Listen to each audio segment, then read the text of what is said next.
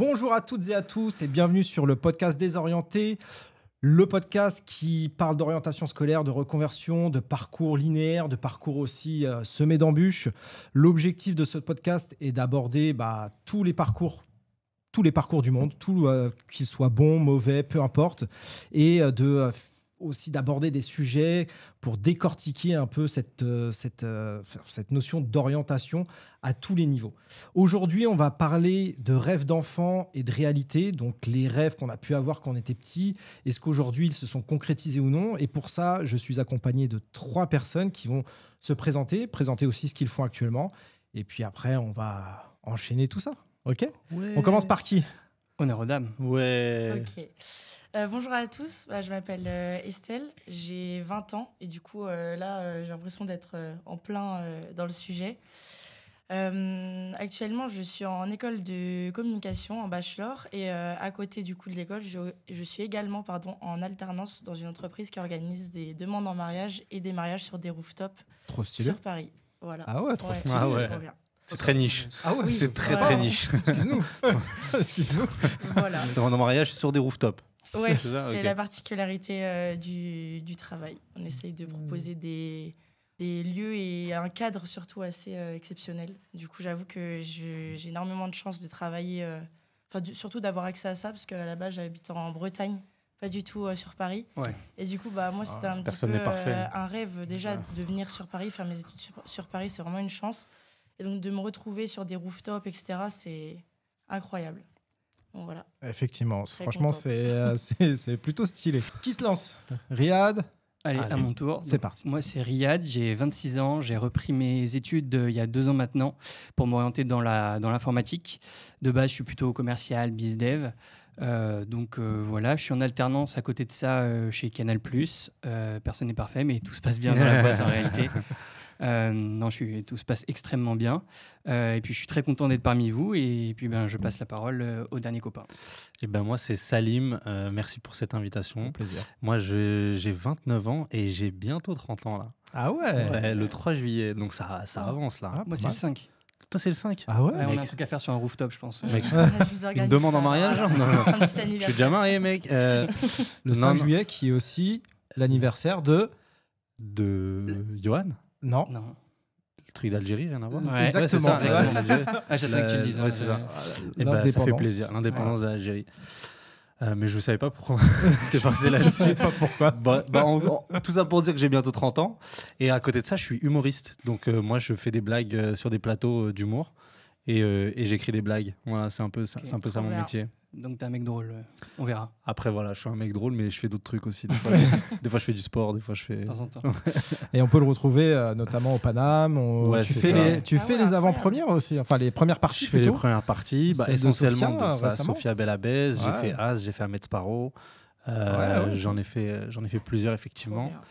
Et effectivement, je joue dans des comédie clubs parisiens, Paname et autres. Stylé aussi. Ouais. Effectivement, Grave. effectivement. Écoutez, merci pour cette présentation. Je pense que le rooftop, ça va rester sur la durée de l'émission, je te le dis. Je pense qu'on va C'est parler le de running. rooftop. Ça nous a marqué. Le running, exactement. On aurait pu faire le podcast sur le rooftop. Ouais. On tient On un truc. On aurait pu, peut-être la prochaine fois. Peut-être Podblend dira sur des rooftops. À voir. Pourquoi pas. Ce que je vous propose pour entamer ce sujet qui est rêve d'enfant et réalité, je vous propose de nous partager, mais sous forme de petits jeux. On va faire un petit jeu. Ok. Moi, j'aime bien jouer, perso. Il y en a qui font des blagues. Moi, j'aime jouer. Voilà.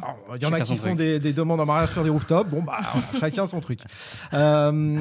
Pour cette première partie, ça serait de partager votre métier de rêve lorsque vous étiez enfant, mais d'une certaine manière. Vous allez nous proposer 3 métiers. D'accord ? Ok. Et on va devoir deviner quel est le vrai métier de rêve que Ouais, vous c'est aviez. ce que tu nous as dit en off tout à l'heure. Exactement. Ouais, ok. Non, Voilà. ça fallait pas le dire. Voilà, ça ça marche. C'est exactement ça. C'est très spontané. En plus, je jouais la surprise depuis tout à l'heure. là, le mec, il réfléchit, quoi. Ouais, je vois très bien. Donc, normalement, vous avez pu y réfléchir, mais si vous voulez, ce qu'on peut faire, c'est... Je peux commencer. Ok, Ah ouais. on accepte. Je commence Ouais. ou pas? Chaud. Ok. Alors, premier, infirmier. Ok. Ok. Deuxième, acteur de cinéma. Troisième, psychologue. Ok, on vote. Métier de rêve, hein. Métier de rêve. C'est parti. Infirmier, acteur ou Psychologue. ou psychologue. Et tout ça, ça amène à un métier. Non, non, Ah, il y en c'est a un parmi c'est les trois. Un parmi les Un trois. parmi les trois, ok. Il y en a Alors, un parmi les bah, trois où. Estelle n'a pas écouté en off, Ouais, mais c'est non. pas grave. Je vais pas écouter les voix. Bah moi je dirais acteur. Acteur. Ouais. Ouais. J'aurais Ouais, dit mais. pareil. ouais. Acteur. Et pourquoi vous dites ça? Bah je sais pas. C'est ce qui fait le plus Ah, mais rêver. il y a- Un et dans infirmier les c'est petits- relou. Psychologue aussi, quand même, hein, parce que c'est quelqu'un qui il est vachement cérébral. Ouais, il- ouais, ça c'est se voit que possible. c'est un On truc est qui le petits, passionne, on a l'humain, pas- quoi. Non, moi j'aurais dit acteur. Ouais, Ok. j'ai un doute sur le psy. Ok, bah franchement, vous êtes fort. Acteur, C'est ça effectivement. Bah, ouais. ouais. GG. Et vous savez pourquoi? Oui. Non. Bah pour l'argent, non, je sais pas. Pas que pour l'argent. Pas que pour l'argent. En gros, quand j'étais petit, je savais pas exactement ce que je voulais faire. Et le métier d'acteur, c'est le métier dans lequel tu peux incarner d'autres métiers Ouais. Mmh. et tu peux tout faire. Tu peux être agent secret, tu peux être infirmier, Ouais. tu peux être psychologue aussi, tu peux être tout ce que tu veux. Et c'est pour ça que je voulais être acteur. Trop bien. Trop Et bien. finalement, heureusement que je te suis pas parce que bon, c'est quand même un métier un peu Difficile, ouais. un peu difficile et qui voilà qui Tu n'es ni psychologue ni infirmier aussi. Enfin, et je veux qui dire, exactement. Ouais. Donc, finalement, je fais des on podcasts. peut le dire. Voilà. Exactement. À qui le tour? Allez, vas-y, je me lance. Vas-y. Est-ce que quand j'étais petit, je voulais être footballeur? Est-ce que je voulais être humoriste? Ou est-ce que je voulais être rappeur? Moi, je le sais. Moi, je le sais. Je crois que j'ai un Bon, bah, souvenir. si tu le sais, Moi, dis je dis pas. rien. Mais j'ai un souvenir. Il me semble que j'ai un souvenir. Mais généralement, humoriste, c'est une vocation qu'on a très tôt. Genre, on sent qu'on aime. Ouais, c'est vrai. Généralement, ça commence tôt, donc moi, je mettrais un billet sur humoriste. Tu mettrais un billet, tu mettrais combien? Ouais. Ouais, je mettrais une pièce. Juste une pièce. T'as parlé du sport là tout à l'heure quand tu t'es présenté, donc moi je dirais footballeur. J'ai parlé du sport? Ouais, t'as dit. Ah, je faisais du sport. Ouais, Ouais. t'as dit que t'étais pas Ouais, que humoriste. mais J'avoue tu que j'avais faisais aussi menti, du mais sport. tranquille. Donc j'ai peut-être. Moi, Et- moi, dans mes souvenirs, c'était footballeur. Je sais pas pourquoi. Effectivement, Foot. c'est footballeur. Et Ouais. Et je crois jamais que, mais aucune. je crois que si je dis pas de bêtises, Ouais. t'en parles sur scène.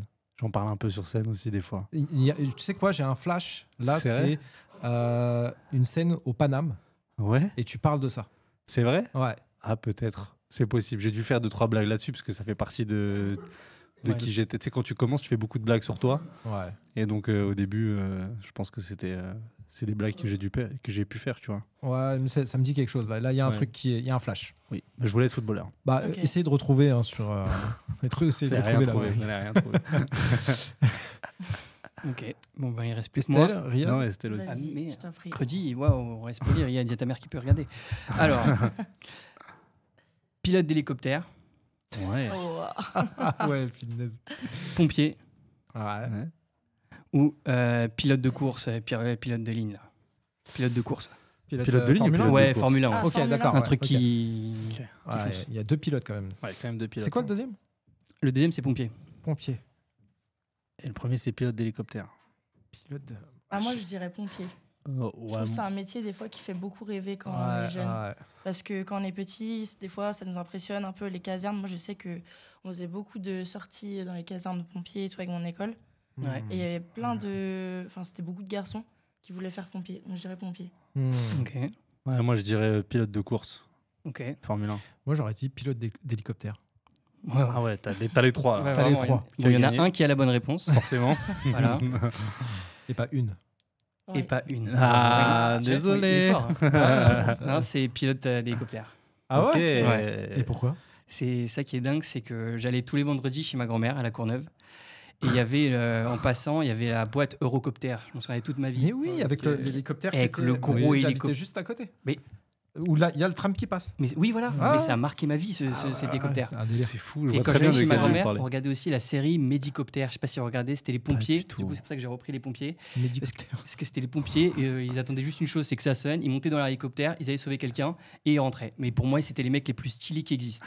Mais il y a Ah, il y a une waouh. série aussi, Supercopter. Je pensais que c'était sur ça, moi. Mais je crois que c'est super Moi, je regardais le clown. Vous connaissez le clown? Ah, le clown aussi. Tu te rappelles le clown avec Attends, Dobbs attends. Avec, ouais, qui avec les conduisait hélicoptères noirs. l'hélicoptère. Ouais. Ah, mais C'est la seule série allemande qui passait en France. C'était ma deuxième rêve. Tu regardes aujourd'hui, c'est hyper Ah, le éclaté. clown, mais tu te ouais. rappelles le clown? Alors, il y en avait une deuxième. Alerte Cobra. Ah, je savais même pas C'est que allemand, c'était ça. allemand. Ah, la ça. Cobra aussi. Il y avait Alerte Rex. Là, Ah, là, je savais- là, Ah Estelle, oui, le là, chien. Estelle, on l'a Pas perdu dit là. tous les Je rêves. suis genre, désolé. c'est Je vrai. suis tellement content d'être avec des mecs qui ont mes désolé. rêves. Attends, non, Mais à t'as dit- Rennes, tu regardais quoi, toi, à Rennes? Non, Déjà, j'habitais à côté de Brest. Ah, donc, je suis désolé. c'est C'est encore hyper plus loin, raciste. là, Comme t'es à la c'est télé. Finistère. Moi, j'étais très branchée T'es fou. Ah oui. Justicier, Ouais, les effectivement. trucs. Ouais, ah, les Mais- mini-justiciers, j'avais 15 ans déjà, je crois. Non, Ah, j'abuse, wow. mais Bah, si, Ouais. c'est possible. c'est possible. Ouais. Ouais, j'avoue, c'est possible. Non. De quoi Bah, T'as- Si, en fait, 15 ouais, ans. en vrai, ouais. Bah, T'as Bah, 50 t'es né en quelle d'écart. année 2005 2005, ouais. Allez, ça part en calcul. 2005, je sais pas, j'avais quel âge? Je sais pas. Mais oui, on va Bah, dire vous, avez, oui. vous- on va dire vous oui. avez 10 ans d'écart, c'est ça. Ouais. On a ouais, 10 c'est ans possible, d'écart. On regarde les dessins Bah, t'avais animés 10 ans. quand on a 5-6 ans. Ah. Ah bah, t'avais 15 ans. J'avais Ouais. 15 ans. Ouais, Exactement, pile poil. mini-justicier, j'avais Ça 15 piges, je regardais pas ça, Ouais. moi. Ouais, ouais, ouais, moi, t'es- c'est- La petite c'est sœur, mon enfance. ouais, attends, t'imagines 15 ans, si j'étais fan, tout. T'as le droit, Moi, trop les je joue encore au mini-justiciers. Playmobil. Justicier, c'est trop bien. Ouais, c'est cool. Donc voilà pourquoi. Ok, nickel. Estelle En plus, j'ai galéré. Le jour, j'ai appelé mes parents pour savoir quel métier je voulais faire quand j'étais petite, parce que j'ai aucun souvenir d'avoir un métier de rêve. Ah. Mais c'est vrai que mon père, il a fait un lien avec ce que je faisais du coup quand j'étais petite. Moi, je vais expliquer après, ce sera plus logique. Mais du coup, je dirais vétérinaire, coiffeuse et gérer des défilés. Ah ouais. Vétérinaire, Pas coiffeuse. défilé, juste gérer les défilés. Gérer, ouais, des défilés de mode. Ok. Ok, Sur sur des rooftops. vétérinaire. Ouais, Aloïse. Ouais. Ok. Moi, j'aurais dit vétérinaire. Ouais, je dis veto. Ah, moi. ça te correspond bien en plus. Moi, Ah j'ai- ouais? Je sais pas, ouais. moi, j'avoue, tu m'as donné des indices tout à l'heure. Ouais, Ah. j'ai un peu Donc, je plié passe. mes cartes. Ah, ok. Ouais, je Ah, passe ouais. parce qu'on en a discuté littéralement, genre en bas. Ah ouais. Donc, Ouais. J'ai toujours rêvé d'être vétérinaire. Et là, être le. Tu vois. donc là-dessus, je vais rien dire. Estelle Non, c'était gérer des Des défilés défilés de mode. Mais Ok. non. Mais je pense que j'ai trouvé cette idée plutôt tard parce que je sais pas s'il y a 6-7 ans, on pense à faire ça. Bah, peut-être que t'étais influencé par quelque chose. Ouais, bah en Ouais. gros, ce que j'avais, c'était des carnets. La marque, c'est Top Model. Et en gros, c'était plein de croquis de filles. Et donc, on pouvait les maquiller, les coiffer et tout. Ils avaient plein d'accessoires en plus. Et je sais pas, j'étais matrixée, j'aimais trop. Et je pense que ça m'a un peu donné l'eau à la bouche, quoi, pour faire ça. Ok. Mais au final, je n'ai pas encore réussi à atteindre mon objectif. En soi, tu t'en rapproches un petit peu. Ouais, Non. mais l'événementiel, c'est compliqué quand même. Je trouve que c'est un rythme très soutenu. Enfin, on le sait quand on arrive surtout en école de communication. Là, dans l'école dans laquelle je suis, en 3e année, on nous demande de choisir nos spécialités. Donc, je crois qu'il y a communication des marques, événementiel, etc. Et à chaque fois, on nous parle de l'événementiel en disant attention, c'est un gros rythme et tout. Et c'est vrai que. C'est C'est un soutenu, gros- ouais. Donc voilà. Ok. Ce qui est marrant dans le truc, c'est que genre t'étais dans la. Tu voulais pas défiler, tu voulais gérer des défilés. Ouais, non, genre. gérer les défilés. Ton rêve, c'était d'être dans la gestion de projet, genre un truc, Ouais. c'est un truc Je très crois que terre à j'aimais terre en bien. fait. Je me Genre. disais, ah, Ouais, c'est c'est trop vrai. bien, je vais pouvoir maquiller, coiffer. Je pense que je me rendais Ah pas ouais. compte de l'ampleur que ça allait prendre. Ah, c'est vrai, d'habitude, on a l'envie D'être une de- star ou un truc, tu vois. D'être au Ouais, devant de c'est la, clair. sur le devant Ouais. de la scène, et toi, c'était pas du tout Tu vois, ton genre cas, quoi. acteur, footballeur, pilote Ouais. d'hélicoptère, des Ouais. trucs Ouais, machin. des managers. Non, de- moi je voulais être dans la gestion de projet, Hyper sérieux. décrocher des contrats, chercher une salle. Ouais, c'est. Et là, finalement, bon, pilote d'hélicoptère, gestionnaire de défilé, footballeur, acteur. On peut dire que bon, on n'est pas du tout dans nos métiers de rêve. carrément Et pas. ceux comme 72% des personnes qui sont sondées sur ce sujet, c'est des personnes qui estiment ne pas exercer le métier de leur rêve. Et à votre avis, qu'est-ce qui fait, en reprenant un peu vos expériences, qu'est-ce qui fait que on abandonne à un moment donné notre métier de rêve, ou que ça change, ou que ça bifurque, ou est-ce qu'on en développe d'autres rêves Parce que humoriste, par exemple. Alors moi, concrètement, ce qui fait que je n'ai pas été au bout de mon rêve, c'est une question de compétence. Je pensais que tu allais parler de ligaments croisés. Ouais. mais- Ouais. Clairement, j'avais pas les compétences d'être footballeur, je pense. Et ouais, je pense que un peu ce que tu as dit aussi, c'est-à-dire tu développes d'autres rêves. Après, moi, c'est un peu ambigu parce que c'est quand même un métier passion, un métier, tu vois, rêve quand même, tu vois. L'humour Ouais. Ouais, l'humour. Ouais, C'est-à-dire, c'est c'est quand même quelque chose qui faisait partie de ma vie quand j'étais plus jeune. Et en creusant, je me suis dit, qu'est-ce que je peux faire pour, tu vois. Mais effectivement, je pense que déjà, tu développes d'autres rêves. C'est un truc, après, que je parle un peu dans ma chronique aussi. Donc, c'est marrant. J'ai l'impression que Ok. j'ai fait mouche. Donc, c'est trop bien. Ça fait Tant mieux. plaisir. Tant Mais mieux. ouais, je pense que quand tu grandis, tu réfléchis à d'autres choses, en fait. Tu te contentes de... T'as pas les mêmes standards. T'as pas les mêmes objectifs. Ouais, parce qu'on t'y contraint aussi. Il y a la vie qui te rattrape. Est-ce que Il y tu a veux cette forme de réalité. Ouais, voilà. Ouais, c'est Il y a ça. la réalité qui vient. Tu dis, ouais, bon, je peux faire ça parce que quand on est enfant, on n'a aucune limite. Ouais. Toute notre vie est basée sur l'imagination, donc il n'y a aucune limite. Je veux faire ça, je peux le faire. Et il y a maman en plus qui vient t'encourager, mais bien sûr, tu pourras, mon fils, machallah et tout. Tu vois. Ouais. Alors C'est une qu'après, maman arabe, du coup, oui, très, maman ouais. musulmane. Bisous, maman. Alors que voilà, quand tu grandis, tu as les cours, tu as l'école, tu as les notes qui commencent à te remettre dans la réalité. Dans le droit chemin. Voilà. Et tu vois, et tu dois te placer, parce qu'on te place aussi, genre selon tes résultats. Est-ce que tu peux, toi, tu pourras faire ça? Non, toi, revois un peu tes standards. Et donc là, tu te dis, OK, il y a ce que je veux et il y a ce que je peux. Et donc, du coup, forcément, tu essaies de recalibrer tes rêves en fonction de ce que tu peux avoir, parce que l'idée, c'est de les atteindre. Donc, Bien sûr. tu recalibres un peu. Ouais, je suis totalement d'accord. Franchement, je pense que quand on est jeune, on n'a pas de limite à notre imagination, surtout je pense qu'on a un peu tous grandi aussi en jouant. On a eu des téléphones très tard. Donc, du coup, moi, perso, je sais que j'avais aucune limite dans mon imagination. Et quand j'étais petite, j'étais très, très créative. Et en fait, plus on grandit, plus il y a des choses qui se mettent dans le chemin. Et en fait, on se rend compte que ce dont on rêvait quand on était petit, c'est pas forcément ce dont on rêve maintenant, quoi, parce qu'on a certaines limites. Et aujourd'hui, ça serait quoi le rêve? Franchement, une voiture de fonction. Ça fait plaisir. C'est une question intéressante, ça. Aujourd'hui, de quoi on rêve? Ah, franchement. Être en vacances toute l'année. Ça, c'est pas mal, ça. Ouais. Ça, c'est pas mal. Mais en vrai, si on est réaliste, en vrai, c'est d'atteindre ce truc-là, d'atteindre la liberté, d'être en vacances quand je veux, quoi. Ouais. D'être libre. Ouais, je pense que c'est vraiment C'est le rêve. C'est un peu ça, ouais. Ouais. Ouais, en vrai, j'avoue, je sais même pas après en concours, en vrai, mais ouais, c'est un peu ça. Hein. mais c'est ouf, tu vois, que là, on marque des silences, comme si c'est une sensation, hein, comme si qu'on se bridait finalement. Là où, quand on est petit, il y a une imagination totale, et plus on grandit, plus on se restreint, et plus on se limite. En fait, notre imagination se limite à des choses concrètes, des choses réelles. Et on se dit, en fait, ce que je rêvais il y a quelques années, aujourd'hui, il y a une réalité, il y a des factures à payer, il y a ceci, il y a cela. Et j'ai l'impression que peu de personnes réalisent réellement leurs rêves, quoi. Et quand je vois certaines personnes le faire, je prends l'exemple, tout à l'heure on parlait de Sophia, Sophia Belabès, qu'on salue. Sophia qui, clairement, elle, on la connaît depuis... moi, je la connais depuis Eloquentia, depuis au moins 6-7 ans maintenant. Depuis la fac. Depuis un peu plus longtemps. Donc, je sais pas, je dirais 2015-2016. Ouais, donc quasiment 10 ans, même 10 ans. Ouais. Et c'est quelqu'un qui a clairement réalisé un rêve, quoi. Bah ouais, je pense, En plus, maintenant, elle fait des films.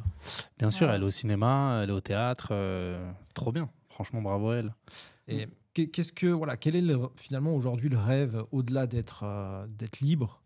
Est-ce que finalement, ce rêve, c'est plus sur une question de métier en lui-même, mais plutôt de conditions de vie? Ouais, conditions de vie. Parce que... métier de rêve, je pense qu'il y a plein de métiers qui sont hyper intéressants. Et moi, par exemple, là, j'aime trop ce que je fais en soi, organiser des demandes en mariage. Sur des rooftops. Ouais, sur des rooftops en plus. Non, mais c'est trop cool. Je contribue à un moment de vie de fou pour les personnes, en tout cas, qui font les demandes en mariage.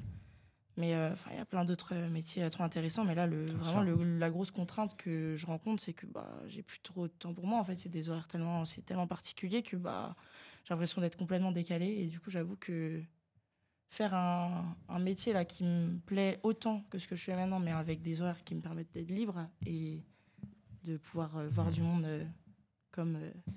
quelqu'un de normal, au final, je pense que c'est un j'ai l'impression que tu as 35 ans. La manière dont tu parles, tu vois. J'en peux plus. Hein. Moi, j'ai quelque chose à dire. Non, attention, ça peut être deep. Hein. Non, ce que je veux dire, c'est que moi, j'ai toujours considéré que c'est pas par le travail que je vais me réaliser. Tu vois. Donc, je me suis toujours dit que c'était pas par le travail que j'allais être heureux ou que, tu vois, et que je me suis toujours dit aussi que je pouvais faire que le taf a toujours été un moyen pour moi de vivre, de subvenir à mes besoins, mais que c'était plus par la santé, la famille, tu vois, l'état d'esprit, etc., que j'allais me sentir heureux, bien dans ma vie, tu vois. Et c'est, je pense, aussi ce qui fait que je me suis orienté vers des tafs qui me plaisent, parce que c'est un métier passion, en fin de compte, tu vois. Je me dis, qu'est-ce que j'aime faire dans la vie ? Rire, faire rire, trouver des blagues, des angles, donner des points de vue sur des choses qui m'intéressent, etc. Et je me suis dit, tu vois, que j'allais en faire un taf. Le problème, c'est que quand ça devient un travail, et dans la société dans laquelle on est, je pense, c'est que, en fin de compte, tu tues ton rêve d'une certaine manière. Parce que ça devient aussi un moyen de subvenir à tes besoins. Et donc après, tu as des contraintes là-dedans, tu vois. Ouais. C'est plus simplement un kiff, tu vois. Ce qui est aussi le cas, j'imagine, de Sophia qu'on embrasse, tu vois. C'est qu'à un moment donné, il y a des trucs que tu fais, tu n'as pas forcément envie de les faire. Il y a des trucs que tu fais parce que tu as des deadlines, etc., tu vois. Voilà. Ce que tu dis, ça me fait penser à mon rêve, celui d'être acteur. Ouais. Alors de base, il y a la raison que je vous ai donnée tout à l'heure, mais il y a aussi le fait d'être cinéphile. Moi, je kiffe le cinéma, je suis à fond dedans, etc. Je me suis dit, punaise, mais c'est un délire en fait. Ben ouais. Et j'ai réalisé un court-métrage il y a 15 ans maintenant. Et Quelle horreur. En fait, c'est en faisant justement, en testant c'est hyper dur. en testant cela que je me suis dit, mais en fait, non. Bah ouais. Limite, je savais que ça pouvait me dégoûter du cinéma. Et c'est quoi qui t'a dérangé dans le court-métrage? En fait, c'est intense. Dur, mec. Il y a, tu sais, au cinéma, il y a ce que tu vois qui est monté, qui est de toutes pièces, et la réalité de tournage qui est hyper intense, qui est vraiment compliqué, très très très très difficile. Et puis il y a aussi, c'est pas quelque chose de fil rouge, c'est pas comme le théâtre par exemple. Le théâtre où là tu es sur scène, et je comprends celles et ceux qui comparent le théâtre au cinéma et qui disent mais en fait jouer sur scène c'est largement mieux que jouer au cinéma. Moi ce que je préfère. Et que c'est pas le même métier. Pas du aussi. tout, ça n'a rien à voir. Ça pas du tout. Et j'ai eu l'occasion, notamment avec Salim, de faire de l'impro et d'être sur scène une fois où là, punaise, j'avais surkiffé d'être sur scène. C'est l'instantanéité en fait. Exactement. Là où il n'y a pas sur le cinéma. Pourtant, quand je regarde un film, je suis comme un ouf parce que t'as les émotions. T'as les émotions, t'as tout ce qui passe. Mais la réalité même du métier... Je me suis dit, mais en fait, c'est pas pour moi. Cinéma, t'attends, frère, c'est hyper long le cinéma. C'est des heures, t'attends des heures.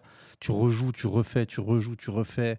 Et puis, il y a 1 milliard de monde derrière un film. Nous, on voit les acteurs et trucs, mais il y a je sais pas combien. Et surtout, le cinéma amateur, c'est cruel, c'est trop dur, c'est hyper long. Tu vois, donc c'est surtout dû aussi à un manque d'argent et de moyens, quoi. Mais effectivement, si tu me donnes 1 million pour faire un court-métrage, je te fais un truc de fou, mais... voilà. Mais voilà, un exemple finalement de réalité qui a tué aussi mon rêve en quelque sorte, et que c'est pas plus mal. Oui, c'est ce que j'allais dire. En fait, c'est pas plus mal. Bien sûr, je me dis, ça a préservé ma passion. Et voilà. Et de se dire, est-ce qu'on doit, tu sais, vraiment qu'on est ancré dans une passion, est-ce qu'on doit l'accomplir ou pas, ou est-ce que des fois un métier qu'on fait pas forcément par défaut, mais parce qu'on apprécie le faire, est-ce que ça ne devient pas une passion? Est-ce qu'on ne génère pas, là je prends l'exemple de formateurs ou intervenir dans les écoles et autres. Là j'ai trouvé mon truc, ma fibre, où je me dis, punaise, je me mets en quelque sorte aussi en scène, quoi, tu vois, quand j'anime un cours, il y a une forme de théâtralité, grave. Je vous ai eu tous les deux en cours, j'aime bien rigoler, j'aime bien jouer, ça change vraiment de ce que les autres profs peuvent pas faire. Quand t'es venu déguisé, on avait bien aimé. Il y a encore des images sur internet, vous pouvez les retrouver. Je pense qu'un jour je le ferai, venir déguisé. T'imagines, les gars. Cours d'histoire, il vient en duc, en Napoléon. Pas mal. Non, mais en vrai, premier degré, ça capte l'attention. Ça capte l'attention, bien sûr. Tu sors du cadre, t'as un prof qui sort du cadre, forcément ça t'intéresse à envie de. Exactement. Il capte ton attention comme aucun autre. Il fait vivre ce qu'il est en train d'enseigner. Non, mais on est d'accord. Et le message, il passe. Moi, ça m'avait choqué parce que tu nous avais fait notre première semaine de cours en première année. C'était une semaine de séminaire et on sortait du coup globalement un peu tous du lycée. Et je me suis dit, waouh, c'est donc ça les études supérieures, ça change tellement. Après, c'est vrai que le séminaire était un peu spécifique où il y avait beaucoup de prises de parole et on avait fait pas mal de jeux finalement. Et c'était une super semaine. Alors, ce que je vous propose, c'est qu'on passe à la seconde partie. Ok. Et là, la seconde partie, c'est on tire des cartes. Alors, qu'est-ce que ça veut dire? Ça veut dire qu'il y a des petites cartes qui sont posées sur la table. Chacune et chacun, on va tirer au sort. Et Sur chacune des cartes, il y a une thématique et des questions. Donc là, par exemple, c'est premier rêve et il y a une question qui est associée à cette carte. Ok. Donc chacune notre tour, chacune et chacun notre tour, pardon. On va tirer au sort. La personne répond pour soi. D'accord. Elle va être un peu personnelle, mais on peut rebondir si besoin, si on a une anecdote sur laquelle on peut ajouter, compléter quelque chose. Ouais, c'est comme tu nous as dit en off tout à l'heure. Exactement. C'est comme ce que j'avais dit en off. Mais bon, je le répète parce que Estelle n'écoute pas forcément ce qui s'est dit. C'est vrai qu'elle n'écoute rien depuis le début. Elle est encore sur le rooftop. Elle est sur un rooftop. Qui souhaite commencer? Estelle. Allez. Ah ouais, lui, c'est sa carte. Honneur aux femmes. Allez. Blocage hérité. Tes rêves ont-ils été limités par l'environnement dans lequel tu as grandi? Désolé, on commence par du lourd. Allez, sortez les mouchoirs. Évidemment. Et je pense que ça peut être commun un peu à tout le monde. Moi, sans donner de prénom. Non, Papa. Bah ouais, si, papa et maman, non. Bah en vrai, j'ai eu la chance de grandir dans une famille qui m'ont apporté énormément d'amour, etc. J'ai un grand frère aussi qui a complètement contribué à mon éducation et tout. Mais je pense que par souci de moyens financiers, et c'est commun à beaucoup de familles, il y a plein de choses que j'ai pas pu faire en étant jeune. Et là, récemment, j'ai commencé à voyager. Franchement, si j'avais pu voyager en étant encore plus jeune, je pense que ça m'aurait ouvert encore plus de portes. Mais d'un côté, je me dis tant mieux que ça arrive maintenant. Ça veut dire que je découvre aussi tous les voyages que je fais là maintenant et je m'en souviens bien. Et puis, je peux faire des activités de fou. Mais ouais, je pense que les moyens financiers... Après, je n'ai pas grandi dans une famille où c'était la misère, etc. Mais j'avoue qu'on n'était pas libre financièrement et je pense que ça a bloqué pas mal de choses, même si on a toujours essayé de trouver des solutions. Des fois... Forcément, ça te limite à un moment donné sur certaines ambitions. Ouais.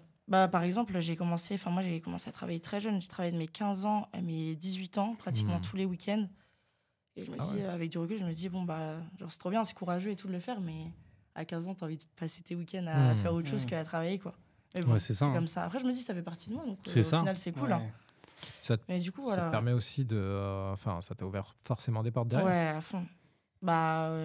Déjà, en travaillant, j'ai pu mettre des sous de côté pour du coup venir vivre sur Paris. Et c'est en vrai ça qui m'a ouvert le plus de portes. Trop bien. Et voilà. Non, ouais, je pense que les soucis financiers, je pense que c'est commun à pas mal de familles, surtout c'est un frein. Surtout en Bretagne, ouais. Et puis à Brest, là, dans le fin fond du Finistère. C'est un vrai frein. Ouais. L'aspect financier est un vrai frein, je pense, pour beaucoup. Il y a des ambitions qui sont ultra limitées par rapport à ça. Et je pense qu'il y en a beaucoup aussi qui ne concrétisent pas leurs rêves par manque de moyens financiers. Donc, ouais. Est-ce que vous, de votre côté, est-ce qu'il y a eu... C'était quoi la question exactement? Est-ce que ça te limite Tes rêves ont-ils été limités par l'environnement dans lequel tu as grandi? Ok. Moi, par exemple, oui. Mais outre l'aspect financier, parce que moi, honnêtement, j'ai grandi dans une famille moyenne, mais je manquais de rien. Ma mère elle vidait le compte de papa, donc là-dessus, on était très bien. Mais c'est plus sur le côté culturel, éducation, dans le sens où j'ai repris mes études parce que j'ai certaines ambitions, j'aspire à certaines choses. Et je me rends compte que j'ai grandi... mon père ne croyait pas forcément à l'école parce que lui-même, il s'est fait sans l'école. Ma mère, à peu près pareil. Je n'avais pas de représentation dans mon environnement de personnes qui avaient ne serait-ce qu'un bac+3. Et donc, en fait, du coup, comme on prend forcément en modèle ce qu'on trouve à côté de nous. Donc forcément, moi-même, j'y croyais pas trop. Donc forcément, j'ai négligé l'école à une période où justement, il fallait que je carbure. Et donc du coup, là, je suis en train de revenir un peu sur mes pas pour carburer. Pour carburer du coup un peu plus en retard, tu vois. Mais, trop tard. Non, je non, heureusement, en France, on peut toujours, il y a toujours moyen de faire ce que tu as envie. Mais du coup, je suis très regardant avec mes petits cousins-cousines. Du coup, maintenant, je suis extrêmement proche d'eux parce que justement, je veux pas qu'ils manquent de ce bagage-là. S'ils n'ont pas envie de faire des études... tu leur mets la pression, quoi. Ouais. Non, s'ils n'ont pas envie de faire, ils peuvent y aller. Mais je veux qu'ils aient au minimum ce modèle qui... en fait, peut-être j'ai envie de faire ce métier-là, mais c'est bac+5, est-ce que je vais vraiment réussir? Ouais, bah, il y a un gars dans ma famille qui l'a fait, donc why not? Vous voyez ce que je veux dire? La référence. Je trouve que c'est important d'avoir des refs. Ouais, c'est clair. Parce que, Ça rassure. c'est clair. Moi, si je devais répondre aussi brièvement, parce que j'ai l'impression que c'est aussi ça l'exercice. Non, je dirais que moi, j'ai eu la chance d'avoir une famille où, pour le coup, j'ai pas du tout été limité, tu vois. C'est-à-dire que moi, c'était vraiment fais ce que tu veux, fais-le bien, genre. Tu vois, c'était plus ça, c'était plus ça l'idée. Je pense que c'était vraiment. Mais effectivement, j'ai quand même été limité dans mon environnement en étant plus jeune, mais je pense plus par l'école. Je pense que si je devais avoir un regard accusateur sur l'école, c'est plus... Il y a des choses qu'on n'apprend pas à l'école et qui, en fait, sont fondamentales, tu vois. Tous les trucs genre intelligence financière, comment tu fais pour gagner de l'oseille dans la vie. Tu vois, ou même les trucs... vraiment, j'ai l'impression que les filières et les débouchés, tu sais, c'est vraiment le truc de trouve ton orientation très tôt et en fait on a du mal, j'ai l'impression, à te montrer l'étendue des possibilités qu'il y a dans le monde du travail, tu vois. Par exemple, le fait d'être formateur ou le fait de vendre le fait de vendre des demandes en mariage sur rooftop, ça c'est un truc on t'en parle pas à l'école, tu vois, alors que c'est des trucs niches qui existent, tu vois. Et là, très souvent, c'est soit tu vas faire du droit, tu vas devenir avocat, soit tu vas faire track, tu vas devenir médecin, soit tu vois, c'est que des grands, on te demande que des grandes. Est-ce que c'est pas voulu aussi d'orienter, de compartimenter cette orientation et de se dire tiens, on va pas ouvrir toutes les voies parce que bon, y en a qui pourraient justement atteindre leur souhait, leur objectif. Et d'autres c'est pas forcément l'intérêt de toutes et tous de nous amener à cela. Non, c'est vrai ce que tu dis. Je pense que tu as raison. Il y en a beaucoup qui disent que l'école, c'est une fabrique à salariés, à employés qui vont être un peu bêtes et disciplinés. Grossièrement, je dis pas que c'est que ça, hein, mais grossièrement. L'intelligence financière, voilà, comment on va gérer nos finances et autres, ça, c'est pas hyper important pour l'éducation. C'est trop dommage, parce qu'en vrai, c'est la base. C'est pas dans leur intérêt, je pense. Ouais. Je pense que c'est pas dans l'intérêt. Un peu complotiste, hein, excuse-moi, mais. Non, non, mais ça peut être un peu complotiste, mais je pense qu'il n'y a pas d'intérêt pour un État que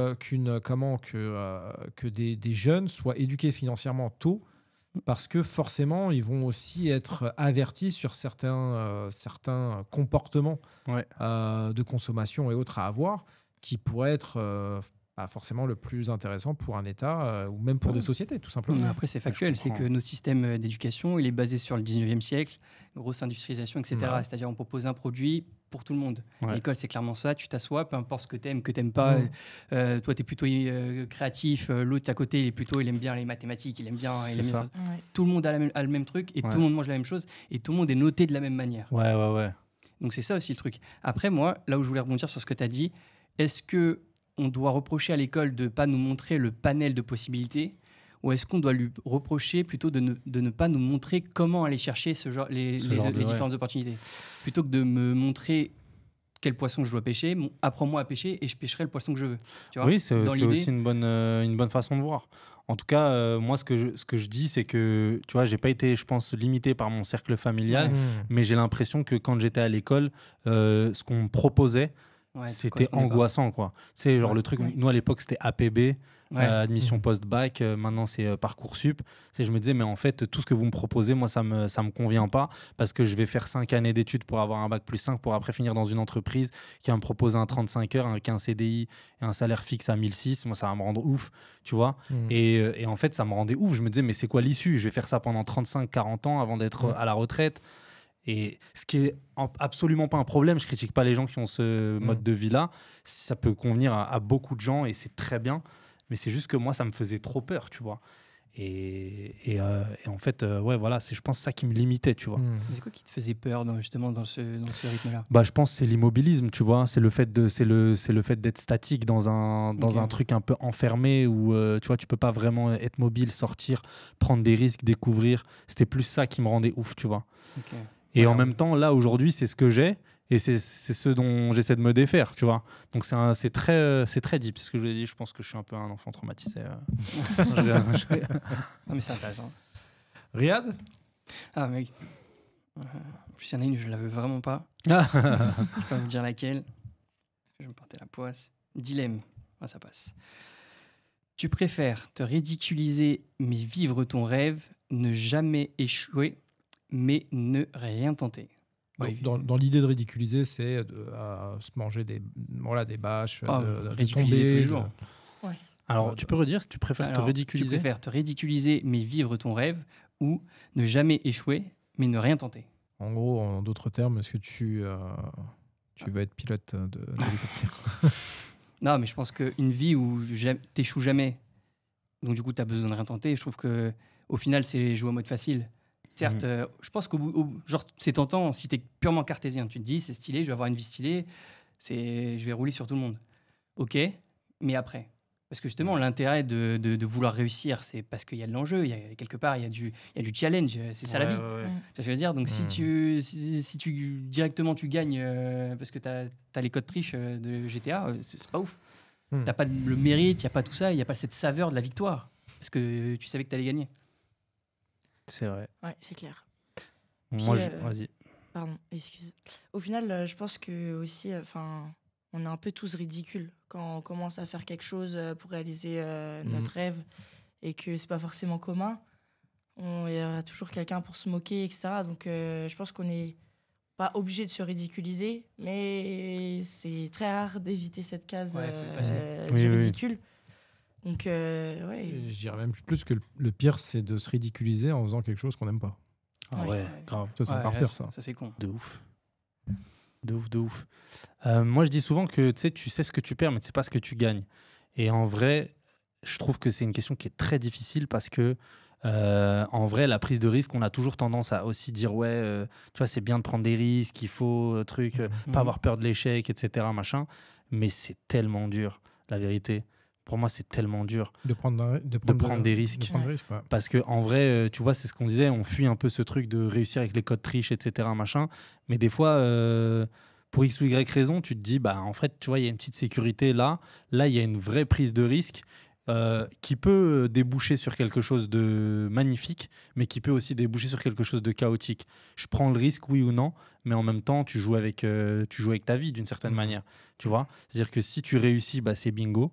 Et bravo, et souvent on aime bien écouter ces histoires-là de la personne, elle a tout risqué, c'est super, regarde ce qu'elle est devenue, etc., parce qu'elle n'a pas eu peur de l'échec. Mais en même temps, tu peux aussi te retrouver à la rue, frère. Et c'est la vérité. Hein. C'est-à-dire que des fois, quand tu prends des vrais risques, tu peux te retrouver à la rue. Et je ne sais pas si c'est judicieux de jouer avec sa sécurité. Surtout, quand on est jeune, ça peut arriver, surtout quand on est bien entouré, etc. Mais quand tu commences à prendre de l'âge, parce que j'ai bientôt 30 ans, tu vois, c'est des vrais risques que tu prends. Et en même temps, bah, voilà, je pense que quand tu es dans la précarité, en tout cas, la précarité, c'est quelque chose qu'il faut éviter au maximum. Parce que ça peut sortir les pires vices chez l'être humain, j'ai l'impression. Tu vois, c'est un truc qui peut sortir les pires vices chez l'être humain. Bah, moi, en vrai, pour moi, justement, quand on est jeune, et même nous en France, j'ai envie de dire, on devrait être l'Eldorado du risque. Parce que vraiment, déjà en tant que jeune, le pire qui puisse t'arriver, et ça m'est arrivé, le pire qui puisse t'arriver, tu perds tout, tu fais banqueroute, etc. parce que tu as tenté un truc, tu vas chez papa-maman.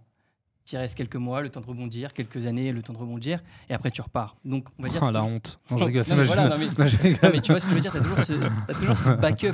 Tu vois ce que je veux dire, et au pire. Mais tu rigoles, mais ça peut être aussi perçu comme une honte. Bien sûr. Oui, mais clairement. De retourner chez papa. C'est-à-dire que tu as ton appartement, tu as ton indépendance, tu as ta vie depuis quelques années, donc en plus tu t'en vantes parce que c'est stylé. Bah et là, boum, tu retournes chez papa-maman. Ouais, ça va, si papa et maman ils habitent à La Courneuve. Mais Ouais, s'ils sont à Brest, frère. Non, je rigole. Par exemple. Et Je retourne chez papa et maman. Il n'y a pas de rooftop à Brest. Hein. Ouais, ça fout un coup, mais ça fait partie de la vie. Il faut apprendre. Plutôt que d'éviter les. Je pense que plutôt que de vouloir éviter les risques, les dangers, le fait de tomber, je pense qu'il faut plutôt apprendre à se relever plutôt que, tu vois, de. C'est vrai ce que tu dis. Ça fait belle phrase Instagram ce que je viens de dire. dire. D'accord. Mais vraiment, il faut la conscientiser. C'est bien, il y aura des shorts et tout. Tu vois, alors il faut apprendre à encaisser, quoi. Mais c'est compliqué des fois, c'est pas donné à tout le monde d'encaisser. Et, ça, je suis d'accord. Après, je suis d'accord, il faut absolument se relever à chaque fois qu'on tombe. Mais je pense que c'est vraiment question d'éducation, ça, parce que. Vas-y. Non, je veux dire, c'est encore plus dur aussi, pour revenir sur le sujet en lui-même, c'est encore plus dur ce que tu dis. lorsqu'on est, tu vois, se dire voilà, on va se relever et ainsi de suite. Mais quand on fait face à un rêve, c'est encore plus dur. Ouais. Tu sais, de se dire voilà, je suis là, je donne tout et ainsi de suite. Ah ouais. Je reprends le rêve de Salim, footballeur. Il y en a beaucoup et je croise ouais, beaucoup mon de gars. jeunes qui ont 17 ans. Tu vois, 17 ans qui Mise tout dessus. misent tout dessus, qui prennent des risques énormes, mais en fait, ils échouent pour X raisons parce qu'ils ont eu des blessures, parce qu'ils ne sont pas assez bons, Pas assez etc. bon, ouais, bien sûr. Et ils n'ont rien d'autre. Et en fait, je me rends compte que on leur a jamais appris à se relever, on leur a jamais appris, enfin, on leur a même jamais dit. T'inquiète. De quoi?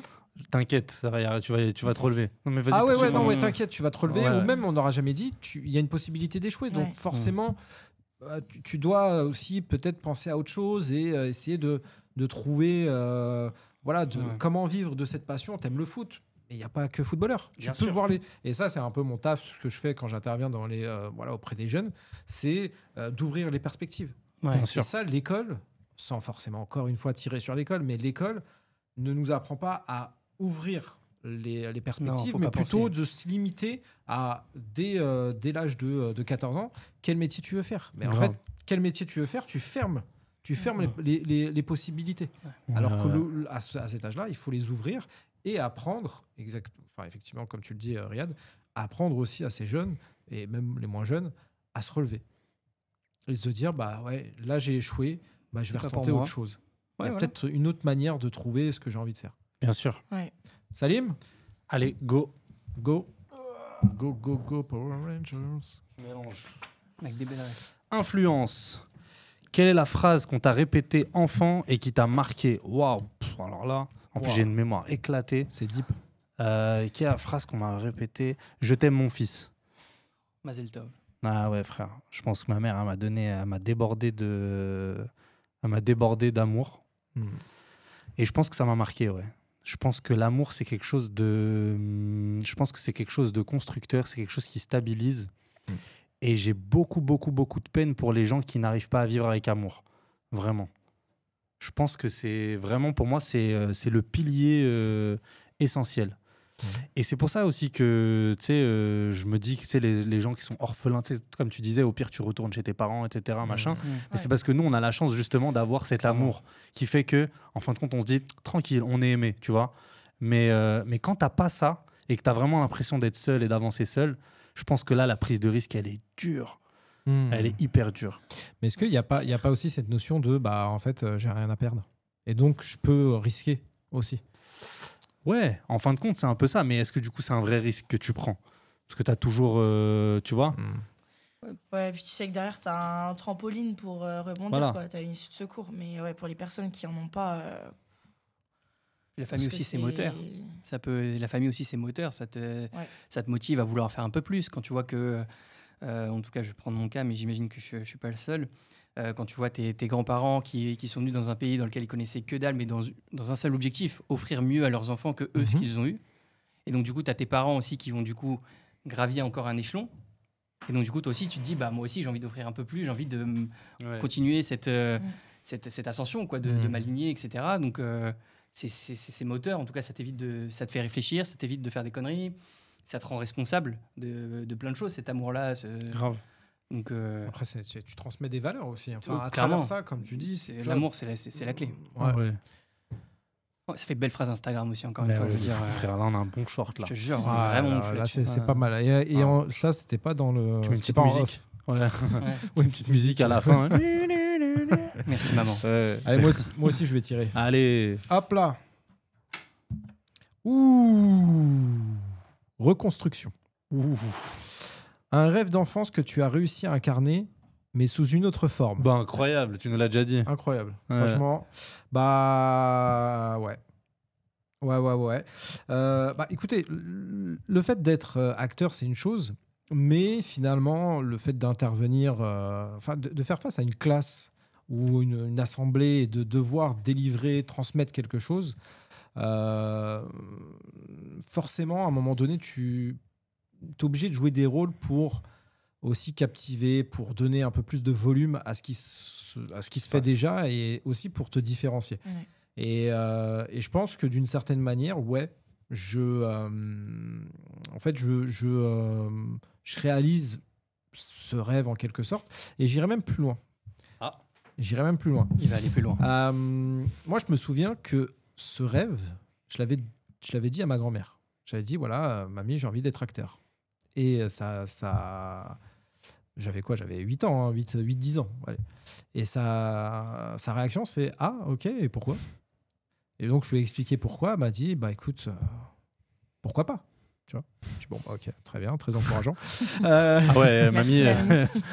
Et je me rends compte que au fur et à mesure du temps, j'ai en quelque sorte aussi réalisé ce rêve. Parce que j'ai tenté beaucoup de choses. Et aujourd'hui, je peux aussi dire que j'exerce au quotidien quelque chose qui m'anime, qui me passionne, dans lequel je me sens bien, dans lequel où aucune hésitation à me lever le matin. Bon, ça dépend des classes ou des... voilà. Mais Il t'a regardé. Hein. Mais non, ça va, sa classe, elle est top. En plus, ouais, elle est vraiment bien, sa classe. Et je me rends compte qu'aujourd'hui, bah, je suis en quelque sorte acteur. Mais pas acteur de cinéma. Ouais, censé. Acteur de la vie.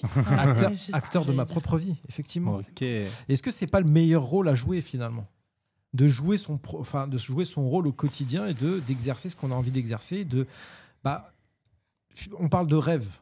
Des rêves, on en a tous. On peut parler de vacances, il y a des rêves mineurs, des rêves majeurs.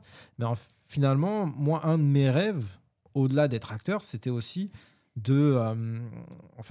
d'exercer un métier qui me demande pas en fait un effort mental, psychologique, de me dire ok, là, il faut que je me lève le matin et que j'y aille. Et là, pour moi, c'est aussi réaliser une forme de rêve, tout en affrontant la réalité et tout en dépassant la réalité. Donc, en quelque sorte, ouais, c'est une autre forme aussi de réaliser son rêve, finalement de prendre sa vie en main, de réaliser ses objectifs, d'aller au bout de ses objectifs, de les atteindre et de réussir. De réussir à son échelle, à son niveau. Ouais. Je suis assez d'accord. Voilà. Tellement beau, j'ai eu envie de rien dire. On est bouche bée. Non, mais mettre un like. Bah écoutez, merci pour ce moment. Au revoir. Alors, pas ce mal. que je vous propose sur ces belles paroles, c'est qu'on passe à une autre phase qui est la phase de quiz. Ok. Donc, j'ai quelques petites questions et vous allez devoir répondre vrai ou faux sur chaque question. Juste vrai ou faux? Juste vrai ou faux. Ok. Ouais, comme tu as dit en off tout à l'heure. Comme j'ai dit en off. Ok. Estelle, c'est bon? C'est bon, Ok. j'ai compris le jeu. Ok, très bien. Alors,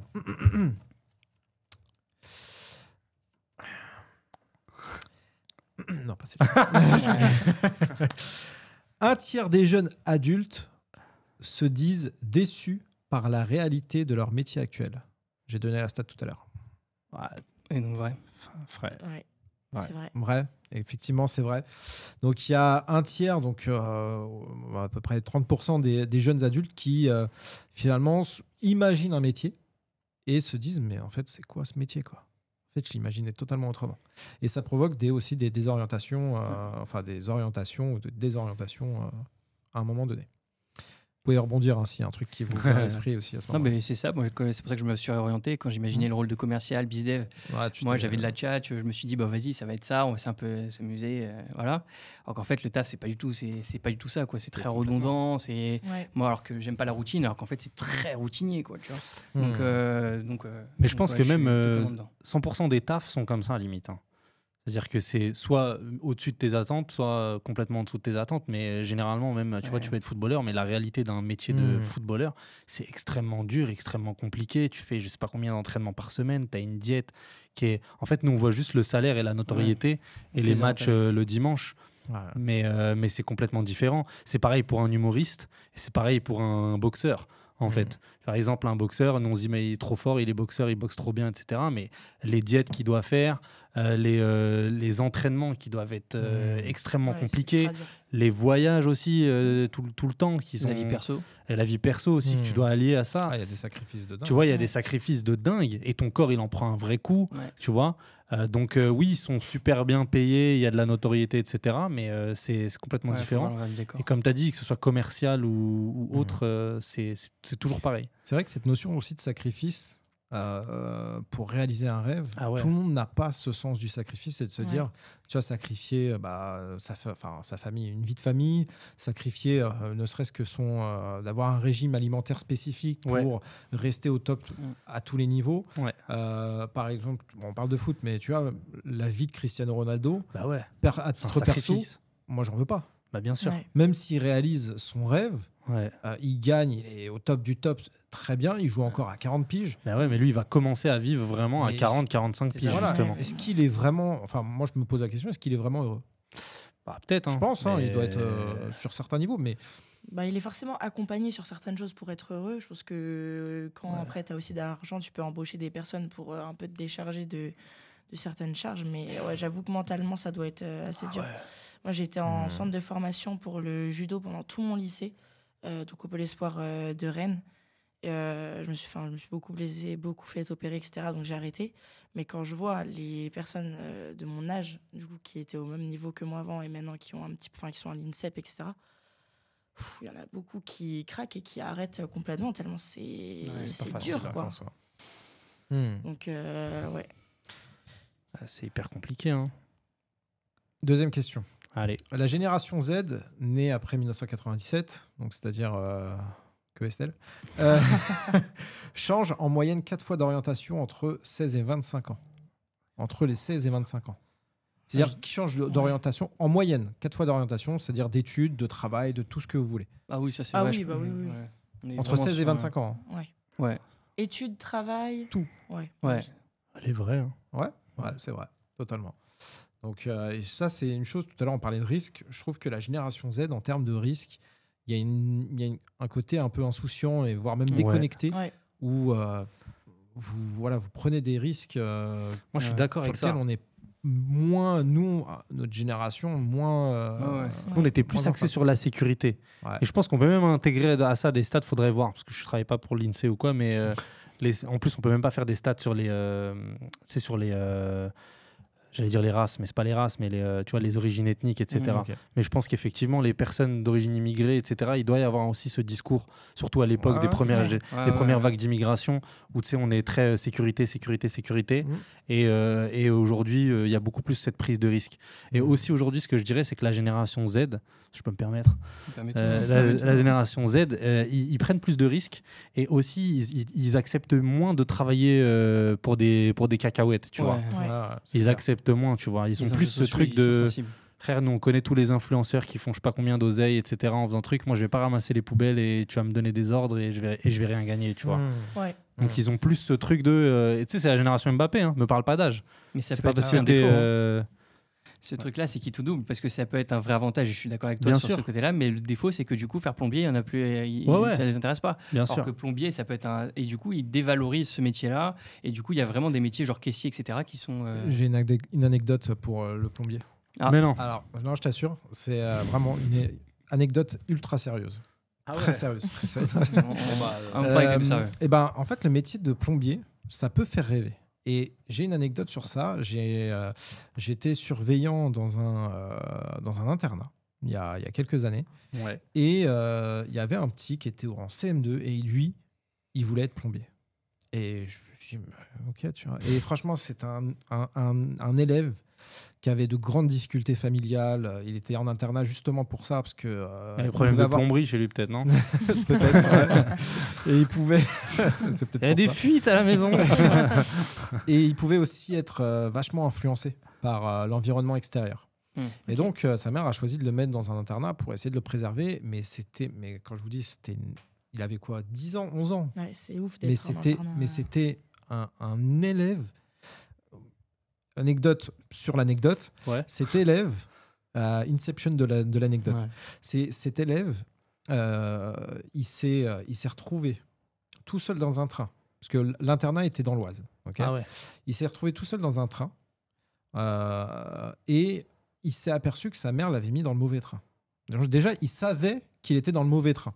Ah ouais. Il est descendu à une station. Il a pris le train tout dans le sens seul. inverse. Non, il a été voir quelqu'un dans la rue et il a dit voilà, est-ce que je peux avoir votre téléphone? Je dois appeler quelqu'un. Il se souvenait de tous les numéros de téléphone de tous les surveillants et surveillantes. Il a appelé et il a dit voilà, je suis perdu, je suis à tel endroit, etc. Il savait déjà à quel endroit, il savait à combien de temps c'était dans un petit château. Le château était. Et il a dit voilà, je vous attends à tel endroit, venez me chercher. À 11 ans. 11 ans. Beau gosse. Et c'était quelqu'un hyper intelligent. Il connaissait la Constitution par cœur. Bref, franchement, c'était un génie. Je ne sais pas ce qu'il est devenu, Ladji. Si tu m'écoutes, j'aimerais bien. Ladji, on le connaît. Non, pas Ladji. Ah, pardon, je pensais que c'était Ladji. Ah, ok. Ladji, si tu me reconnais d'une, j'ai un peu grossi, j'ai un peu vieilli. Et si tu m'écoutes, franchement, ça me ferait grandement plaisir de te voir. Et lui, il voulait être plombier. Et la nana qui était directrice de l'internat, en écoutant ça, lui a dit quoi? Elle lui a dit mais non, tu vaux mieux que ça. Ah. Donc déjà, ne serait-ce que pour des adultes, penser à devenir plombier, c'est hors de question. Ouais. Mais quand tu lui posais la question, lui, il savait déjà combien touchait un plombier. Il a dit mais en fait, moi j'ai envie d'être plombier parce que ça gagne bien sa vie. C'est manuel, j'aime les choses manuelles, je suis au contact des gens. Et en plus de ça, je peux fonder une société très rapidement et facilement. Et je peux créer une belle société qui va gagner de l'argent. Lui, il pensait à ça à 11 ans. Ah ouais, C'est ouf. Franchement, il était incroyable ce petit. Je sais plus pourquoi je disais ça. Parce que j'ai parlé des métiers Des plombiers. dévalorisés. Voilà. Donc en fait, il y a des jeunes qui pensent à cela, mais il y a des fois, il y a des adultes qui eux aussi ont une idée reçue sur. bien sûr, qui viennent poser sur sur les. Je continue un peu le quiz. Allez. Le métier d'archéologue est souvent rêvé par les enfants après avoir vu Jurassic Park. Faux. Moi, c'était plutôt Indiana Jones, mais Jurassic Park, je sais pas. Il y a un piège. C'était paléontologue Jurassic Park. Ah. Ouais, je me disais bien. C'est bien Indiana Jones. C'est vraiment des questions cinématographiques. Exactement. Des questions ciné. Dans quel film les enfants de milieu modeste rêvent plus souvent de métiers artistiques que ceux de classe aisée? Plus souvent de métiers artistiques. Vrai. Pour moi, c'est vrai de fou. Ouais, peut-être, ouais. C'est vrai parce que en fait, les aspirations sont souvent moins stratégiques et plus idéalisées. Exact. Et donc, les métiers artistiques font partie de ces métiers idéalisés. De fou. En 1990, le métier de dompteur de lion figurait dans le top 10 des garçons. Ouais. C'est vrai. Ouais. Dans les années 90, c'est sûr. Ouais. Je pense que c'est faux. Bah ouais. Non, C'est hyper précis, dompteur de lion. c'est faux. Ouais. Mais il était cité parmi les métiers rêvés. Je suis mort. Une étude a montré que certains enfants rêvaient de devenir fonctionnaires des impôts. C'est tout. Une étude a montré que certains enfants rêvaient de devenir fonctionnaires des impôts. Faux. Ouah, Faux. Qui veut faire ça? Effectivement, faux. Bah, ça, c'est des enfants d'extrême droite, je te dis. Ou des enfants qui n'ont pas eu d'enfance, c'est faux. Certains enfants ont pour rêve d'être riches sans associer cela à un métier. Vrai. Non, je dirais faux, pardon. Faux? Ouais, faux. Estelle? Moi, j'irais vrai, mais je sais pas s'ils ont la notion, si on a vraiment la notion de l'argent.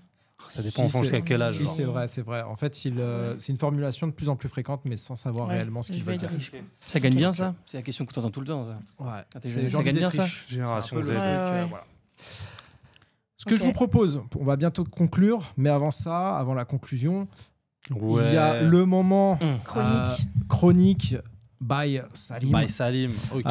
Une petite chronique, donc pour le temps que Salim se prépare, pour vous donner une petite indication de ce que c'est. Donc la chronique, c'est le moment où un des invités aborde le sujet à sa manière. Ça peut être un discours engagé, ça peut être de l'humour, ça peut être un slam, ça peut être ce que vous voulez.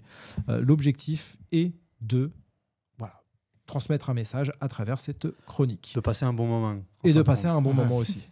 Donc Salim, quand tu es prêt... Soyez indulgents avec ma chronique qui est un exercice que je ne connais pas, que je ne maîtrise pas encore. Et j'ai commencé à écrire ça hier. Voilà, je ne sais pas pourquoi je dis ça, parce qu'en vrai, ça fait pitié de... Mais bon. Ça va ? Ça va. Super.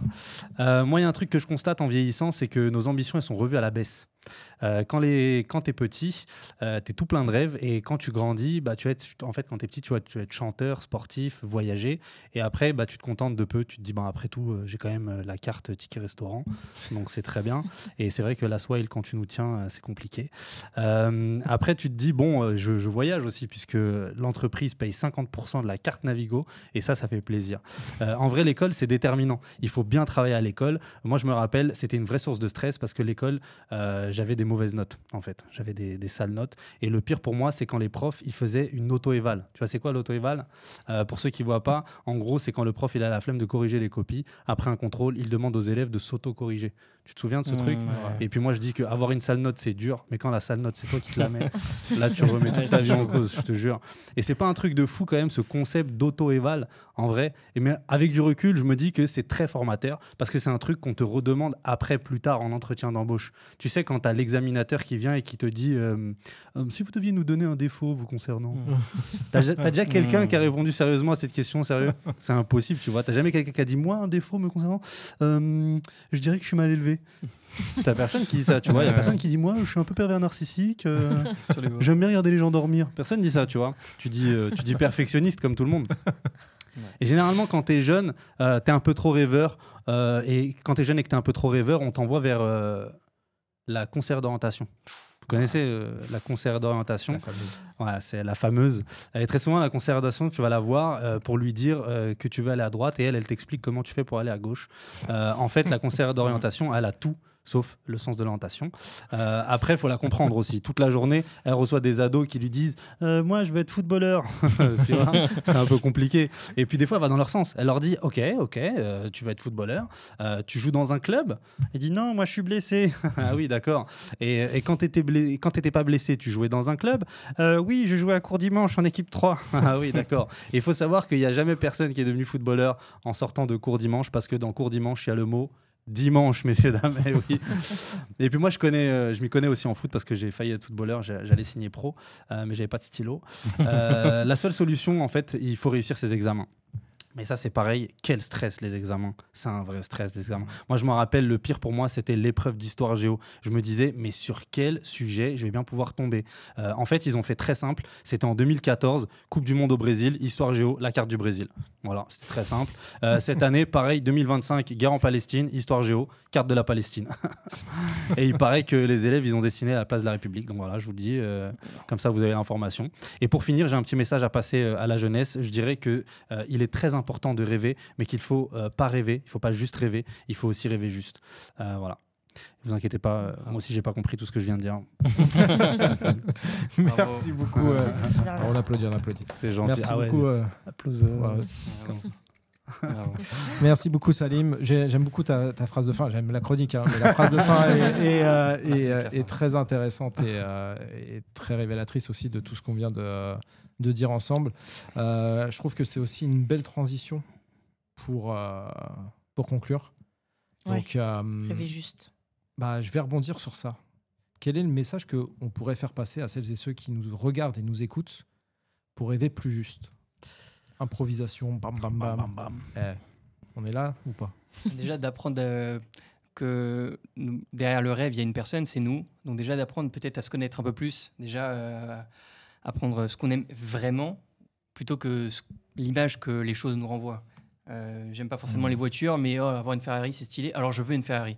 Ou peut-être plutôt apprendre à ce qu'on aime vraiment, qu'est-ce qui nous intéresse réellement, et partir de cette base-là pour rêver. Et non rêver de l'extérieur, mais rêver de l'intérieur. Partir de l'intérieur pour rêver plus grand. Ok, ouais. J'ai peut-être tendance à dire que je vais reprendre ce que tu as dit dans le quiz, c'est par rapport aux classes aisées. Et en fait, il y a les classes moins aisées qui rêvent plus d'être dans des milieux artistiques et les classes plus aisées qui ont peut-être une vision un peu plus stratégique et peut-être éclairée aussi sur ce qu'est l'orientation. Je dirais qu'il faut beaucoup démystifier le rêve. Il faut le démystifier et comprendre qu'il n'y a pas d'idéal en fin de compte. Voilà, c'est des compromis. Il y a toujours du bien, du moins bien. Et peu importe ce que tu fais, que ce soit un métier passion, pas passion, croquesse, il y a toujours du bien, du moins bien. Voilà, il faut plus réfléchir, je pense, en termes de stratégie, plus qu'en termes de passion. Voilà, ce serait plus un message. Ok. Estelle? Moi, je dirais qu'un rêve, on peut toujours essayer de le réaliser. Enfin, c'est forcément réalisable. Après, on n'emprunte pas forcément des fois toujours les chemins qu'on aimerait prendre pour le réaliser. Mais tu vois, ton exemple, par exemple, toi, tu voulais être acteur et maintenant, d'un côté, tu retrouves ça dans tes métiers actuels. Je trouve que c'est hyper inspirant. Et ouais, non, s'il y a vraiment quelque chose qui nous tient à cœur, faut se donner les moyens, en fait, juste pour arriver. Et c'est pas parce qu'on emprunte des chemins qui sont pas forcément ceux qu'on avait imaginés qu'on n'y arrivera pas. Et ouais, il faut rester accroché à ces rêves-là. Moi, ce que je dirais sur cela, on a aussi opposé rêve et réalité sur certaines mesures. Moi, je pense que pour rêver juste, il ne faut pas avoir peur de la réalité. La réalité fait partie de notre monde, entre guillemets le vrai monde, et je pense qu'il faut faire face à la réalité. Il y aura forcément des hauts et des bas, et apprendre à savourer en fait chaque moment, de rêver de rêver de la manière dont on veut rêver, mais tout en restant ancré aussi dans une certaine réalité, parce que c'est à travers cette réalité qu'on se met en action. Et pour moi, pour rêver juste, faut agir. Ouais. Donc, et pour agir, faut être ancré aussi dans la réalité. Donc voilà, moi, c'est ce que je dirais pour celles et ceux qui nous écoutent. Merci à vous trois pour ce moment. C'est encore une nouvelle fois passé super vite. Franchement, moi, ça me frustre. C'est vrai que ça passe super vite. Trop vite. Merci pour les échanges, pour vos témoignages, pour les anecdotes, pour la chronique, pour tout ce que vous avez dit. Si vous avez envie de repasser, avec grand plaisir. Estelle, je te brieferai 2 fois s'il le faut. Et écoute rien. Et puis, au plaisir, comme je l'ai dit, de se revoir. Quant à vous, voilà, vous étiez sur le podcast Désorienté. C'était un plaisir de faire ce 3e épisode, parce que c'est déjà le 3e épisode. Et surtout, n'oubliez pas, on est sur le podcast Désorienté, donc on est potentiellement toutes et tous désorientés, mais l'objectif de ce podcast, c'est de pouvoir, à un moment donné, trouver l'étincelle, trouver le moment, le déclic qui va nous permettre de nous orienter. Et je pense qu'à travers ce qu'on s'est dit sur cet épisode et les autres, vous avez eu peut-être, probablement même, des éléments de réponse à vos interrogations. Merci à vous. Merci. Et au plaisir de se revoir lors d'un prochain épisode.